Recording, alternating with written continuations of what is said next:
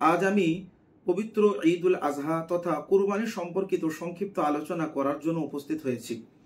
আসুন পবিত্র কোরআন শরীফের একটি আয়াত উপস্থাপন করি। আল্লাহ পাক ইরশাদ করেন, ফাসল্লি লিরাব্বিকা ওয়ানহার, সূরা কাউসারের 2 নম্বর আয়াত।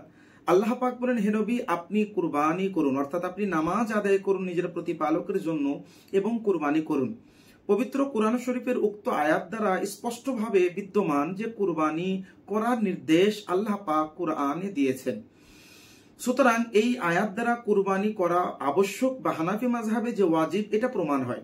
মুস্তাদরাকে হাকিমের মধ্যে একটি সহিহ সনদ সূত্রে হাদিস বর্ণিত আছে। আল্লাহ রাসূল সাল্লাল্লাহু আলাইহি সাল্লাম ইরশাদ করেন, মা কানা লাহু সিআ ওয়া লাম ইউযহি ফালা ইয়াকরবান্না মুসাল্লানা, তোমাদের মধ্যে যারা কুরবানি করার সাধ্য ও সামর্থ্য রাখবে, তারপরেও যদি কুরবানি না করে, তারা আমার ঈদগাহে যাতে না আসে।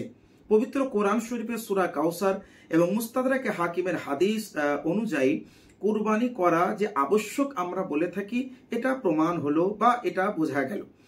এবার আসুন জানি কুরবানি অ্যাকচুয়ালি কি জিনিস। কুরবানি এটা হচ্ছে আরবি কথা। কুরবানির বাংলা অনুবাদ এবং অর্থ হবে যে নৈকট্য লাভ করা বা নিকটবর্তী হওয়া। বাংলাতে যদিও বলিদান বা উৎসর্গ করা বা বিসর্জন করা বোঝায়, কিন্তু আসলে কুরবানি মানে হচ্ছে আল্লাহর নৈকট্য লাভ করা বা আল্লাহ রব্বুল আলমিনের নিকটবর্তী হওয়া। অ্যাকচুয়ালি কুরবানি কাকে বলে, এটাকে যদি শরীয়তের পরিভাষায় উপস্থাপন করা হয়, ফিকহে হানাফির একটি গ্রহণযোগ্য কিতাব, সেটিকে বলা হয় আল ফাতাওয়া আল হিন্দিয়া, যেটিকে ফাতাওয়া আলমগিরিয়া বলেও যেটি পরিচিত। ফাতাওয়া আলমগিরিয়ার মধ্যেও রয়েছে কুরবানি আসলে বলা হয় নির্দিষ্ট দিনে নির্দিষ্ট পশুকে আল্লাহ রব্বুল আলামিনকে সন্তুষ্ট করার লক্ষ্যে যে জবাহ করা হয়, সেটিকে বলা হয় কুরবানি।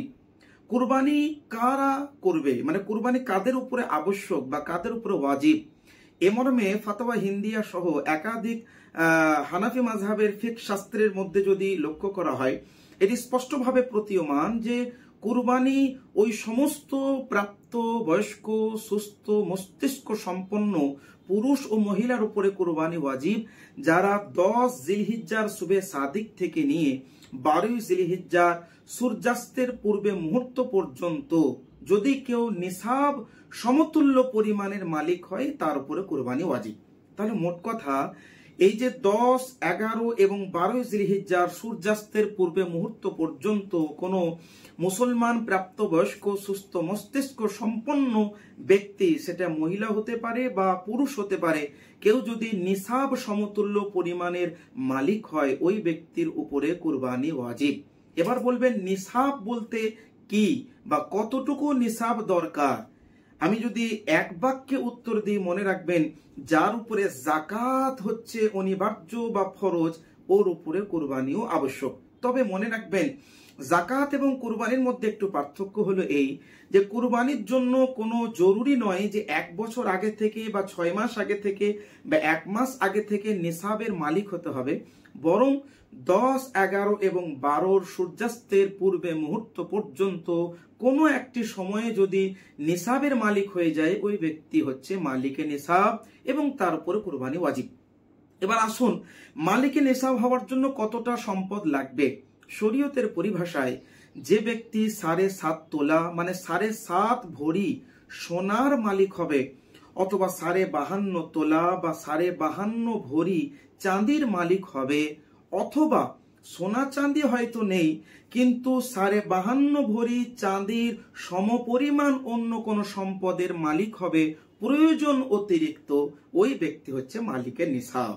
এবার যেহেতু আজ বর্তমান সময়ে গ্রাম অনুসারে অথবা ভরি হিসেবে ক্রয় বিক্রয় প্রক্রিয়া চলছে, তো সেক্ষেত্রে সোনা যে 7.5 ভরি বলতে 93 গ্রাম 312 মিলিগ্রাম, আর চাঁদি 52.5 তোলা এর পরিমাণ হলো আপনার 653 গ্রাম 184 মিলিগ্রাম। এই চাঁদির অথবা এই সমপরিমাণ অন্য কোন সম্পদের যদি কেউ মালিক হয়, ওই ব্যক্তির উপর কুরবানি ওয়াজিব। আমি আজকে যদি কলকাতার প্রাইসটা বলি, আজকে যে কলকাতার বাজার রেট, সেটি হচ্ছে আপনার 99 টাকা 90 পয়সা 1 গ্রাম চাঁদির দাম। তো সেক্ষেত্রে যদি আপনি 99.90 ইন্টু 653.184 দিয়ে যদি ক্যালকুলেট করেন 65,252 টাকার মতো দাঁড়াবে। হয়তো কম বেশি হতে পারে, ক্যালকুলেশন করলে দেখবেন বাজার আজকে বাড়তে পারে, কালকে কমতে পারে, কালকে বাড়তে পারে, পরশু কমতে পারে, হতেই পারে। কিন্তু অ্যাকচুয়ালি মনে রাখবেন 52.5 তোলা চাঁদি বলতে 653 গ্রাম 184 মিলিগ্রাম চাঁদি অথবা এর সমপরিমাণ অন্য কোন সম্পদের কেউ যদি মালিক হয়, ওই ব্যক্তির উপরে কিন্তু কুরবানি ওয়াজিব। সেক্ষেত্রে মনে রাখবেন মহিলা হোক অথবা পুরুষ হোক, যারা বা এই সমপরিমাণ সম্পদের মালিক হবে তার উপরে কিন্তু কুরবানি করা ওয়াজিব এবং আবশ্যক।